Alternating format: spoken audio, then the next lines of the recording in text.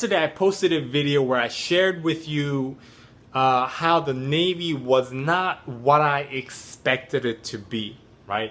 And one of the popular questions in response to that video that was asked to me was, do I regret the decision to join? And I've asked myself that multiple times within my almost a year and a half being in the military, on my high points where I really enjoyed it and my low points where I was kind of miserable, working 16-hour days, multiple days in a row. I've asked myself that question multiple times, and the answer every single time, and honestly, has to be no, I do not regret the decision to join. And there's multiple different reasons, okay? But I'm just going to be sharing with you three main ones that kind of is the most important thing that I learned, the most important thing that I kind of value the most. And the first thing, right, is definitely finances. My finances being in the military has revolutionized. And how I handle my finances right now is no different than how I handled my finances 2 years ago, 3 years ago. Okay, I want you to keep that in mind. And every once in a while, people, weird trolls and people come and leave a comment saying, oh, you can deliver pizza full time and you'll still make more money than people do in the military. But here's the difference, okay?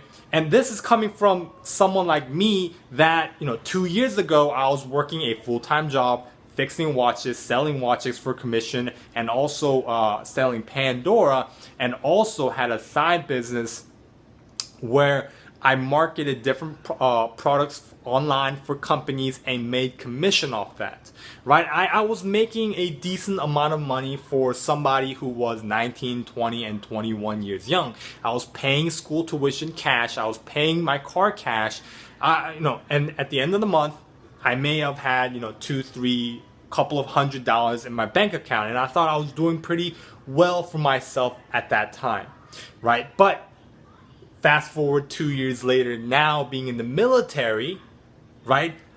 $200 in the bank account is far from, kind of where I am. I have enough money where if I so choose to, I can purchase a brand new vehicle cash. And I'm not saying that to brag or impress you, but impress upon you that how I handle finances is no different than it was 2 years ago, right?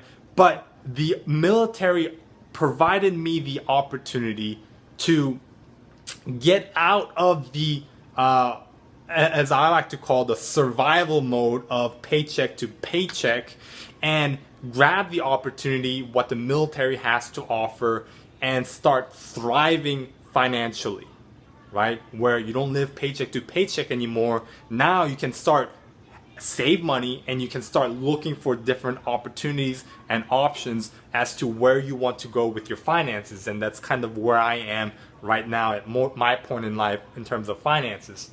And so that's number one. My finances are completely different than it was when I was a civilian than I am, compared to now being in the military. And second thing, right, which is I have much more drive because of my experiences within the military, right? I talk about this a lot and I reference it a lot, where I used to work 16 hours a day, 70 hours a week, every other week for, months, right? I was working, when you work 16 hours a day, and you only operate out of 4 or 5 hours of sleep, I can't describe it to you. You just have to go through it. The agony, the pain of waking up the next day, knowing that you're going to have to do the same thing all over again, and the next day and the next day. What that has taught me, right, is extreme work ethic. Something that I can take back to the civilian world.